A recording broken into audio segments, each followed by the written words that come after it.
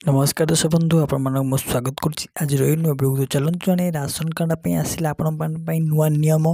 से नुआ नियम टी कौन पूरा डिटेल्स सहित जानी आम ये वीडियो माध्यम तो चलते और डे न करके वीडियो को स्टार्ट करिया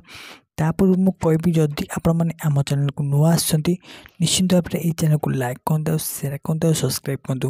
तो आपण मैंने निहाती जानते कि राशन कार्ड हिताधिकारी मानी KYC कम्प्लीट सरी किंतु ताको भीतर जो मैंने KYC कम्प्लीट करना से मैंने तुरंत पंचायत ऑफिस जाकर आधार कार्ड जेरक्स ता सहित राशन कार्ड जेरक्स नहीं जातु सांगे नहीं गलापर आपण पंचायत देकी KYC करें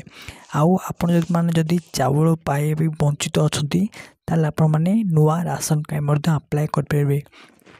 नुआ राशन कार्ड अप्लाई करने मो डिस्क्रिप्शन में लिंक टी दे दीजिए किपर आप अप्लाई करेंगे राशन कार्ड से लिंक टी आप टच कले आप देखिपारे आउ जानीपारे